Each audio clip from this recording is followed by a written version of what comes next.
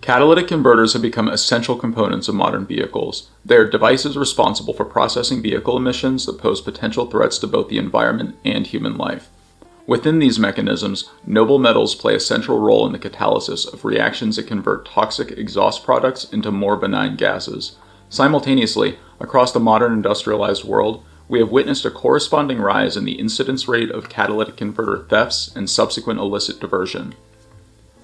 We must first understand what catalytic converters are and what precious metals are under consideration here before we can really begin to understand 1. Why these mechanisms are of material value to thieves, and 2. Why they are readily targeted for diversion. Catalytic converter functionality is divided into 3 main classes: two-way or oxidation converters, three-way or oxidation reduction converters, and diesel oxidation converters. Since 1981, the United States and Canada have employed three-way converters in nationally regulated vehicle emissions control systems, and given their current relevance in my country of origin, as well as many other countries who have adopted similar policies, we will spend more time with three-way converters than DOCs or two-way converters, despite the fact that their chemistry is broadly similar. The three-way converter is called such because it synchronously facilitates 3 separate reactions. 1. The reduction of nitrogen oxides to nitrogen gas and oxygen. 2. The oxidation of carbon and carbon monoxide to CO2. And 3. The oxidation of hydrocarbons to CO2 and water. In order to function properly and maintain expected conversion efficiency levels, the catalytic converter needs to be held at a temperature of approximately 400 degrees Celsius. For this reason, they are often situated near the engine, in an attempt to siphon heat away from combustion reactions occurring inside the engine. This is additionally why the catalytic converters of hybrid vehicles are disproportionately targeted for diversion and stolen. The internal combustion engines of hybrid vehicles do not get hot enough to clear the thermal threshold of 400 C, and in turn, the converter has to be primed with a greater amount of catalyst, i.e., more metals, bigger payday, in order to drive these reactions to completion. I'm glossing over a lot of detail regarding the stoichiometric landscape that governs this whole situation, but we have a fair amount of ground to cover and I want this to be accessible to a wide audience. Meet your performance-enhancing metals. While there are a great swath of metals that might serve as catalysts in these devices, other examples may include rhodium and ruthenium and even chromium. The 2 we're going to focus on today are platinum and palladium. 1. Platinum. Platinum is a heavy and noble transition metal element with atomic number 78. Its name descends from platina, a diminutive form of the Spanish plata, meaning silver. Platinum is one of the most widely used noble metals in catalytic converters. It is additionally likely to be the only one of these metals that the average person has any significant conceptual familiarity with. Got that platinum Visa membership, baby! It is highly effective at promoting the reactions necessary to convert harmful gases such as carbon monoxide and nitrogen oxides into benign compounds like CO2, water, oxygen, and nitrogen gas. In addition to platinum's exceptional catalytic properties, it maintains excellent durability at elevated thermal regimes and displays long-term resistance to reaction deterioration.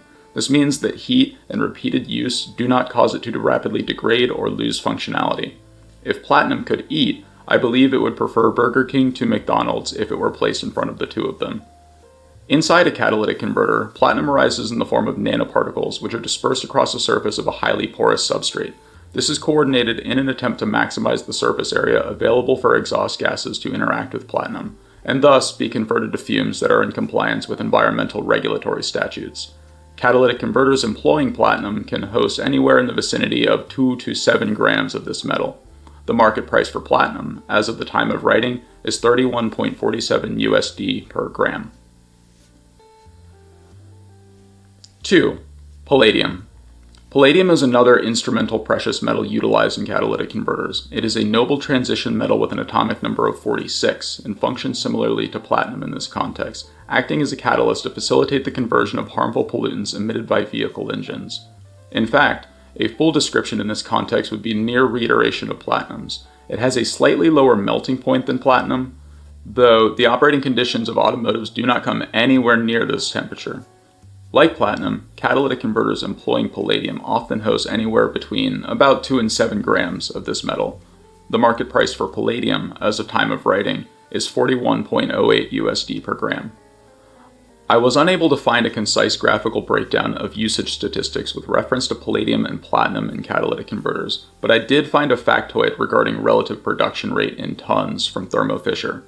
So, converting these numbers, each year about 61 metric tons of platinum and 238 metric tons of palladium are used globally in the production of catalytic converters. That rounds out to about 300,000 molar units of platinum and 2.2 million molar units of palladium. If we are to assume that these metals are homogeneously distributed amongst catalytic converters across the planet, the average catalyst would have approximately a 7-to-1 molar ratio of palladium to platinum. Of course, this is not absolutely the case, and this is not reflective of reality, but rather reflective of the industrial environment's propensity to use palladium over platinum in these devices at scale.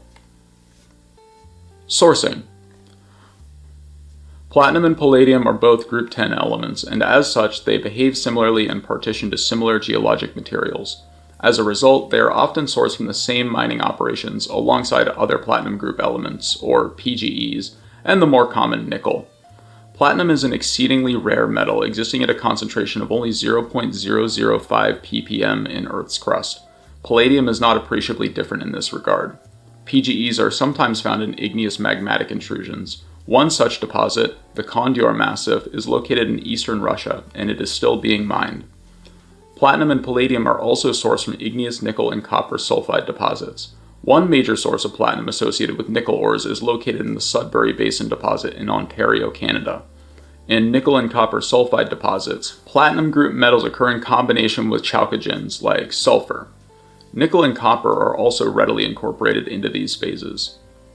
Platinum and palladium sulfides also occur in the Merensky Reef in South Africa. In the late 1800s, chromium ore bodies were identified in the Bushveld region of South Africa, trailed by the discovery of regionally hosted platinum deposits in 1906. In 1924, the geologist Hans Merensky discovered a large reservoir of platinum at the Bushveld Igneous Complex in South Africa. The ore body he found, named the Merensky Reef, contains around 75% of the world's known platinum. The large copper-nickel deposits operated by Norilsk Nickel in Russia and the previously mentioned Sudbury Basin in Canada supplement the Bushveld's production of PGEs, though more palladium is mined in Russia than in the Bushveld complex, while the reverse is true for platinum. Similar reserves can be found in the United States, such as in the Stillwater Igneous Complex located in Montana. So, why did they do it? Why do thieves and scrappers target catalytic converters? We've spent a while establishing why and how there's an obvious financial incentive motivating these decisions, but there's also a clear financial incentive to steal the car itself, or to steal a handful of diamond rings from the jewelry store.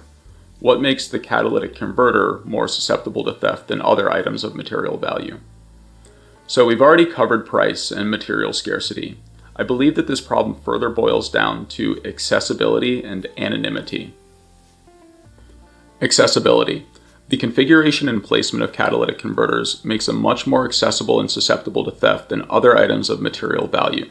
Situated underneath vehicles, they are easily removed with common hand tools like bolt cutters or battery-powered reciprocating saws, allowing thieves to quickly remove the converter and escape undetected. The best-selling cars in America, the Ford F-Series, are especially susceptible due to their elevated height and greater ground clearance, despite the fact that they don't often contain as much catalyst as hybrid vehicles might. Most vehicles on the road today do not come equipped with security features specifically designed to protect catalytic converters. The security features that do exist are largely coordinated in an attempt to prevent unwanted access to the cabin of the vehicle, not the underside. This lack of ingrained deterrence mechanisms further incentivizes criminals to engage in catalytic converter theft. Anonymity. The relatively low risk of apprehension is a further motivating force encouraging individuals to steal catalytic converters. During the act, the scrapper is going to be located underneath the automobile, and as a consequence, will remain largely visually obscured by the bulk of the vehicle. If the action is taken under the cover of night, it is extremely likely that nobody but the criminal will ever see this happen. It is a quick, in-and-out crime that can be executed at any time of day, so long as no one's around to watch it happen. The stolen converters are not easily traceable, and it can be challenging for law enforcement agencies to identify their culprits, leading many of these cases to go cold and become an issue resolved between vehicle insurance companies and policyholders, rather than between law enforcement and suspects. As an additional note, it is often the case that insurance companies will compensate for the replacement of the diverted catalytic converter by hiking the premiums of the policyholders in their network, effectively distributing the cost and offloading it onto their customers rather than absorbing it directly. While we have largely focused on the physical inputs at play here, it would be impossible to answer this question in good faith without at least acknowledging the ongoing drug crisis, the opioid epidemic. While there are, of course, many other inputs into the problem of converter theft, the addiction crisis has plunged many people into a state of abject destitution that informs the deleterious behavior referenced in the title of this video. This crisis is additionally killing more people per year in the United States than AIDS did at its height. I refuse to get overtly political here, but I invite you to wonder why, after 20 years, this matter still hasn't been effectively dealt with. Furthermore, I invite you to wonder why the people who bear responsibility for this epidemic still walk free to this day. So, what do we do about this? Honestly, I don't know. That's not my wheelhouse. I do believe that stamping catalytic converters with government-regulated serial numbers is probably not the answer, however, because in the first draft of this script, I proposed a scenario by which a hypothetical criminal easily circumvented the serial number policy maneuver. And when I was reading it back, I realized I had accidentally written down instructions on how to break the law even more betterer, and I just didn't think putting that online was a good idea.